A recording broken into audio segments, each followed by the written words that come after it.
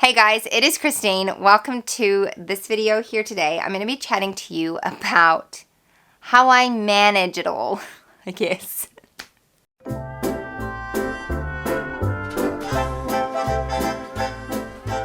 If you're new, I'm Christine. I'm a homeschooling mom of 3. My kids are 7, 6, and 5.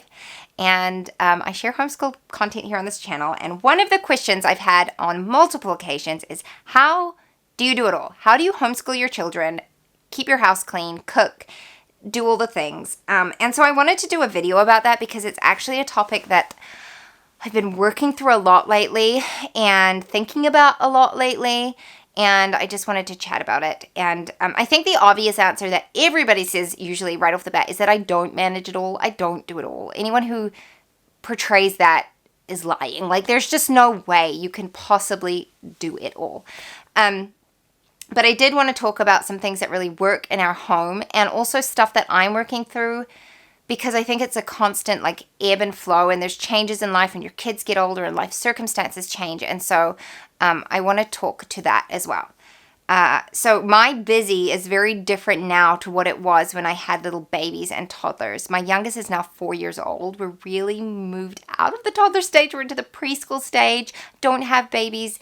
We barely have nap time anymore. Like, it happens occasionally, but it's not really a consistent thing anymore. So I also want to just speak to those of you who have babies and toddlers at the moment. What I do in my day is going to look very different to what you do in your day, and it doesn't make you any less busy than I am. It's just a different busy. Just like I feel like it's a different tired that you feel at the end of the day. I think when you have little babies, you tend to be more physically tired, whereas when you have older kids, it's the mental tiredness because they're constantly asking you questions. And it's just different. So don't compare your busy with my busy, because we're different people and we're made differently, and there are seasons in life. I was just thinking about this today. Like, I'm so busy with projects at the moment. Last summer, I did like nothing. I sat down and I rested. I chilled out all summer long, and I needed that. I was completely burnt out last year. This year, I've been able to do a lot more, and that's been a big blessing. But sometimes it can be hard too. So let's talk about that. So some things that really work in our home to make managing it all. I feel like I really have to quote that because I don't do it all the time. But things that help. Routine. Having a set routine helps. There are many days where I'm tired, but I get up at 6:30 anyway, because I know that I hate what our day starts like when I don't get up before my kids. It just doesn't work as well. If I'm like sluggish in the morning, our day's off to a slow start and I get behind on everything, and I really struggle with it. But I also try and balance that with when I really need the rest. I will take those mornings a bit slower. But for the most part, I get up at 6:30 and my kids get up at 7, and it's just enough time for me to like have a little Bible time, have a little minute to wake up and have a cup of tea and things like that. And so we have a fairly consistent rhythm to our day. I wouldn't say it's a strict schedule by any means, but we do have a rhythm to our day. We have a time when chores are done. We have a time when we have rest time. We have time when I cook dinner, and all of that adds up.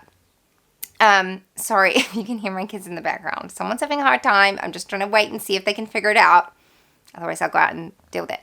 But having rhythm helps, especially with our homeschool day. Like, you get into a groove with that. I have certain expectations of my children. Like, I want things to be done within a certain time frame. Okay, sorry, I lost my train of thought because I was doing a parenting thing. Managing it all. Routine. With our homeschool, like, I aim to start by 9:30 at the latest, and I want to be done by lunchtime. Like, I don't like doing school after that point. So we have that. So that really helps.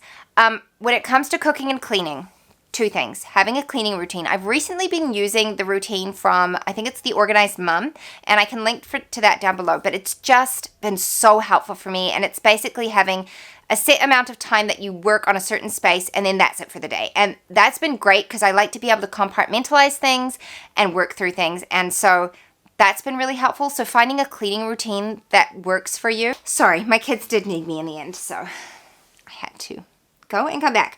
We were talking about cleaning. So cleaning routines, I really like, for a while I didn't really have a cleaning routine, honestly, and we were doing just fine. But then life happened and I felt like I got really behind on stuff and I needed something just to bring me back. And I've been really, really enjoying that cleaning method. And I do like change it a little bit to make it work for us. But for the most part, that keeps everything in check. And I do find that a really good thing to keep in mind is little and often. If you do a little bit of cleaning every day, it keeps on top of stuff instead of just like leaving it all to one day a week or whatever, and then something happens on that day and you don't get to it, and then it just builds up and builds up, and it's a mess, which is also the reason I do laundry every day, because yeah, it's just easier to do it that way for our family. For cooking, my number one tip is meal planning. I always meal plan. I couldn't imagine not meal planning. It's not a strict meal plan in the sense that like every meal is meal planned. We typically eat the same stuff for breakfast and lunch. For dinner, I have like meals, and then if I want to like switch them on different nights during the week, sometimes I do that. But it keeps our budget lower for groceries, and it really helps me with mentally being able to prepare for what's for dinner. I can get meat out of the freezer in the morning, and I can do any dinner prep or whatever I need to earlier in the day. So if everything turns to custard in the afternoon, I am prepared. So like those three things are like homemaker essentials, cleaning and cooking. And then obviously homeschooling is not necessarily homemaker, but it's part of mothering. And so that's how I keep on top of that stuff. But I do just want to have a disclaimer here, because I am somebody who likes projects, whether it's house projects, work projects, and I do work. I have 3 blogs that I run. I have this YouTube channel, and it's a lot of stuff, and I don't do nearly as much on it as I could, not necessarily could be doing, because I don't know that I could actually find the time to do that much more. I could if I stayed up to 1 a.m. every night, but I'm not going to do that. And so that's what I wanted to talk about a little bit. And I've noticed this big change in trends kind of in the last like year, I want to say. Previous to that, and I want to say maybe like even the whole pandemic kind of like kickstarted this, but previous to that, there was this massive hustle culture amongst stay-at-home moms. Like, how can you make extra income? How can you be bringing in this? You got to hustle and build up these businesses, and you can do this, and you're a boss mom, and like, don't even get me started on all the little cutesy names I brought up. I couldn't stand it. And I understand where that comes from. I do think there is something beautiful about being able to add to the home financially while being able to stay at home. I don't think there's anything wrong with that in and of itself. However, it can very easily be put out of balance. And I'm coming at this from a Christian perspective. So if you don't believe the same things as me, that's fine. But this is my background. And my number one priority has to be my family. And especially if like what I'm earning isn't actually necessary to our family finances, then it's like if I'm spending too much time on that to the point where I'm neglecting other things in my family and my home, it's not a good thing. And so in the last year, I've really noticed this big sort of like backlash coming at the hustle culture and being like, no, let's slow down. Like, we don't have to all be working 24/7. And like I said before, I could be working on my business till the early hours of the morning, but I don't, because I need my sleep. And I know that if I push myself too hard, I end up burning out. And that is never good for my family. It's happened before, and I don't like it. I hate it. My health suffers, my family suffers, my husband suffers. It's just not a good place to be at.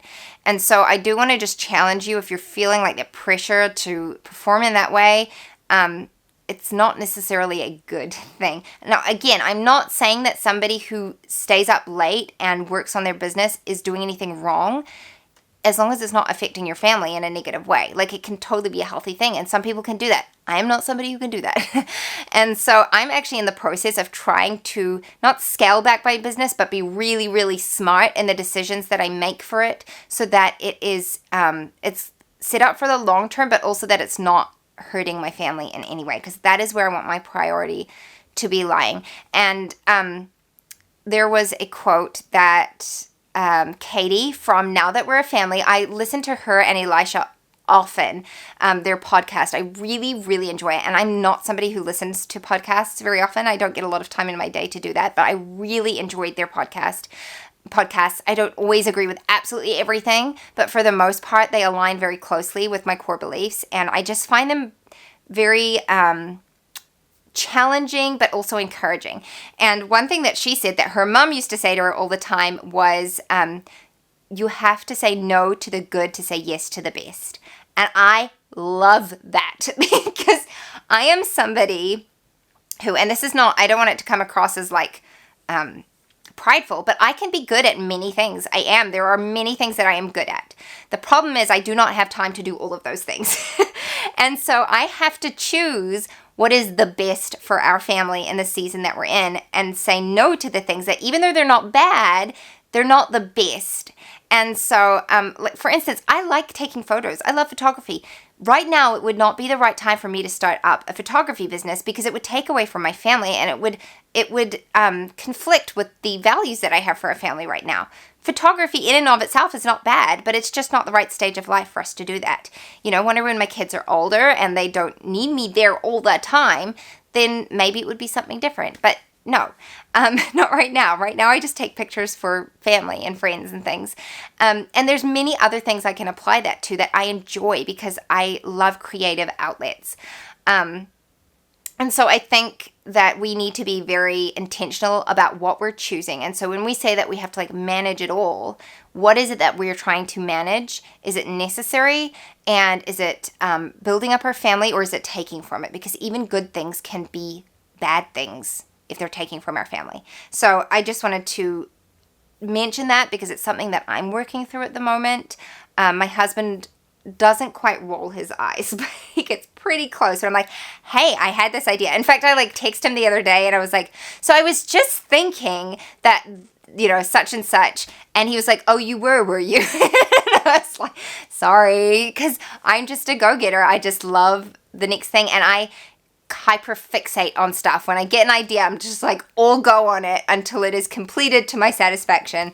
And, yeah, I struggle when I see all the things that I want to do, and I really have to pace myself. So if you're somebody who is like me, it's fine. You know, like just let it go and choose what is good for your family. Right now, I'm really focused in on my garden. It is a blessing to my family. I know that it's blessing my family as well because I am healthier for being out there and doing that stuff, but it's also adding to our table. It's like healthy for our diets, and my kids are learning good things. So there's going to be seasons for everything, and just don't play the comparison game. Just because I'm doing a garden and I'm going gung-ho on it doesn't mean that you have to do that.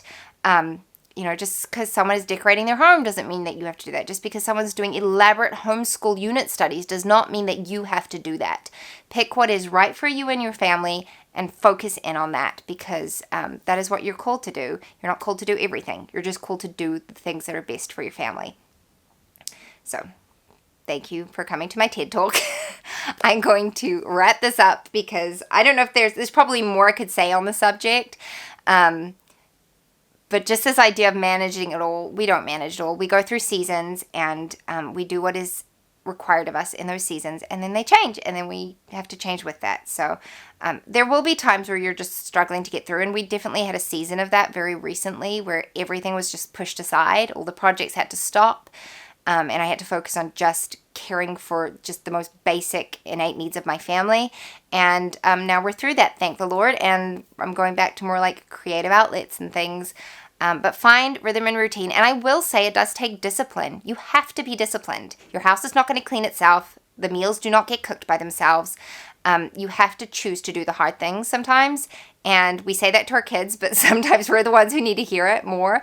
And I see homeschooling as just part of everything else we do in our day, you know, cooking meals and homeschooling and, you know, cleaning the floors and homeschooling. Like it just all happens together. I don't tend to like put things in boxes so much because it's life, and we're not unschoolers, but like the mentality of we're learning through everything certainly makes a lot of sense to me. So I hope this was helpful. I hope it was encouraging and not discouraging. And if you're in a place where you're really struggling with this, I've been there, and you don't need to feel down about yourself, but I would encourage you to try and make a plan and like really pinpoint the areas you're struggling with, and maybe some strategies to help you through that. Reach out to people who you know are successful in those areas and just say, you know, what helped you, because that's sometimes all we need is just an idea. I didn't think I needed a cleaning routine until my friend shared it and I looked it up and I'm like, this is great. And it has made my life so much easier. And it's taken away a lot of that like guilt that I carried. Like I wasn't getting to things in my house, and it's given me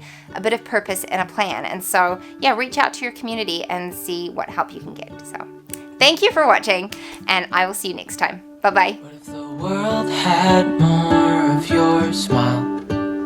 What if the wind could spread your love? What if your sweetness could reach everyone?